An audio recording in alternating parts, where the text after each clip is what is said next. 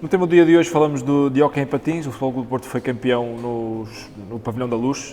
Vamos falar dos pontos-chave da temporada com o jornalista Humberto Ferreira. Acompanhaste a época de perto, Humberto. Foi o 25º título do Porto. Desta vez conquistou o título no pavilhão do rival. Começando já por aí, é mais habitual nas modalidades isto acontecer do que no futebol.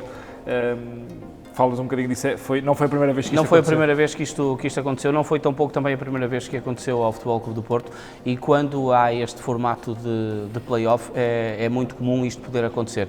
Curiosamente, no ano passado o Benfica foi campeão de hóquei em patins na casa do Sporting. O Sporting já tinha sido muito recentemente na casa do Futebol Clube do Porto, na época 21-22, na época logo após a pandemia, tinha sido também campeão na casa do Futebol Clube do Porto, sempre no formato de play-off, portanto acaba aqui quase por se fechar um ciclo com cada um dos seus rivais a ser campeão na casa do adversário, sendo que o Futebol Clube do Porto mais atrás já tinha sido também campeão na casa do Benfica.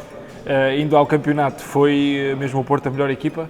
Foi. Eu acho que o Futebol Clube do Porto acaba por ser a melhor equipa a todos os níveis. É a equipa que ganha a fase regular do campeonato, numa fase final de época tremenda a todos os níveis. O Futebol Clube do Porto resgata o primeiro lugar da fase regular com um triunfo em Oliveira Dias Meis, depois do Oliveirense ter estado muito tempo nos primeiros lugares e até mesmo no primeiro lugar.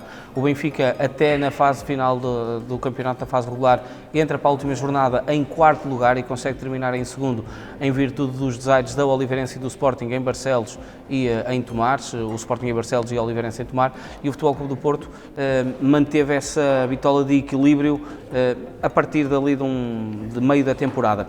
Mas é por isso a equipa mais regular, a equipa que faz mais jogos do que todas as outras durante a época, teve mais competições. O Futebol Clube do Porto teve na Elite Cup logo a abrir, teve na Taça Continental, teve o campeonato, teve a Taça de Portugal, que a ganhou, teve ainda a Liga Europeia e teve a Taça Intercontinental. São muitas provas, é algo até bastante invulgar acontecer. O Futebol do Porto teve em todas elas, não houve nenhuma equipa que tenha feito mais jogos, foram 60 durante a temporada, e depois nesta fase que é mais a doer, acabou por ser a equipa também mais equilibrada, fazendo-se valer sempre o seu fator casa, inclusive no jogo da meia-final contra o Sporting e nesta final contra o Benfica, que conseguiu ganhar fora. Um outro destaque para o lado individual, em que termina a época com o melhor marcador, Gonçalo Alves, o jogador com mais assistências, que é o Rafa, logo seguido também do Gonçalo à calha com menos uma assistência. Portanto, neste compêndio, a equipa que consegue ter os níveis mais elevados e ser um vencedor mais justo. Qual é que foi para ti o momento decisivo desta época? O momento decisivo da época para o Futebol Clube do Porto é em dezembro, antes do Natal. Tem duas derrotas determinantes, uma para a Liga Europeia diante do Tomar em Tomar e outra em casa do Barcelos. São duas derrotas fora, e este é um momento em que até aí o Futebol Clube do Porto já tinha ganho uma competição europeia quando ganhou a Taça Continental. Mas tinha começado a época mal, sendo eliminado nos quartos de final da Elite Cup no primeiro jogo oficial diante da equipa do Tomar, e havia muitas dúvidas em torno deste Futebol Clube do Porto, apesar de ter demonstrado alguma qualidade, porque era uma equipa que se tinha reforçado com jogadores de peso. Tinha trazido o Hélder Nunes de Barcelona e o Edu Lamas do Benfica, portanto não eram jogadores que estarias à espera que eles pudessem procurar o seu espaço, mas foi essencialmente a falta desse espaço que fez com que esses jogadores não pudessem entrosar-se numa equipa tão ligada, como é o facto de ter Gonçalo Alves há quase 10 anos no Futebol Clube do Porto, Rafa há mais 10 anos, há aqui a notar ainda a entrada do Leonardo Paes, que é um guarda-redes que sabia-se que era para ser suplente, mas conhecia perfeitamente também o universo do Futebol Clube do Porto face ao seu passado.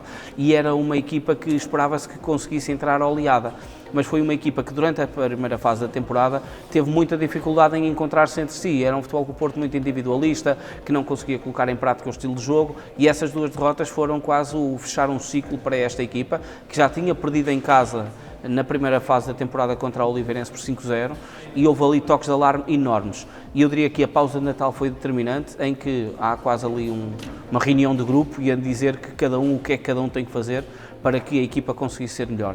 E o Futebol Clube do Porto, a partir daí, tornou-se praticamente imbatível e foi uma equipa que mudou claramente da água para o vinho. De segredo também o facto de Ricardo Ares estar no comando do clube. Já é o seu segundo título, o que é que este treinador acrescenta ao Porto e já agora já se sabe se continua, não é? Sim, ele tem um contrato até bastante longo, julgo até 28 ou 27, que tem contrato com o Futebol Clube do Porto, quando renovou por bastante tempo. É um treinador que tem a mestria de conseguir unir as peças. É muito difícil numa equipa com tantos valores individuais conseguir fazer com que a equipa se prevaleça e se torne maior. Por exemplo, o Gonçalo Alves fez menos golos do que nos outros anos, porque possivelmente outros acabaram por fazer mais. Distribuiu-se mais por o Porto é o melhor ataque e a melhor defesa de toda a época. E o Ricardo tem o segundo título de campeão, ele conseguiu ser campeão no primeiro ano com um hóquei completamente diferente e até muito atrativo. Não foi no ano passado, mas ganhou sempre alguma coisa. No ano passado foi campeão da Europa, tinha ganho também a Elite Cup. Este ano consegue fazer 3 títulos, a Taça Continental, o Campeonato e a Taça de Portugal. É o segundo título de campeão, é a segunda dobradinha que ele consegue fazer, mas tem essencialmente o condão de conseguir perceber o que é que os jogadores querem fazer no jogo.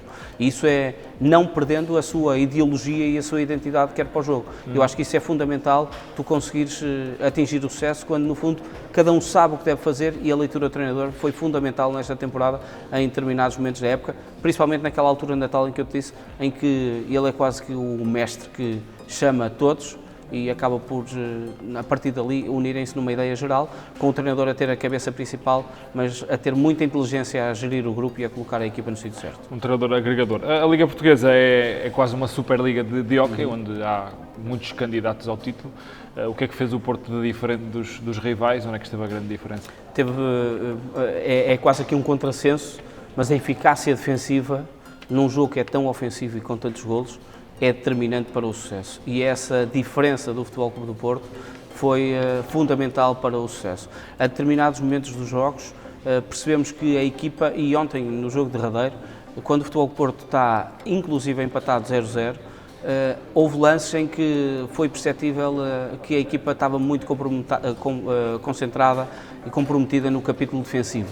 Abdicavam quase de atacar para não sofrer. E esse lado foi fundamental para o sucesso, e é uma diferença fundamental no sucesso desta final e do Futebol Clube do Porto perante os seus rivais.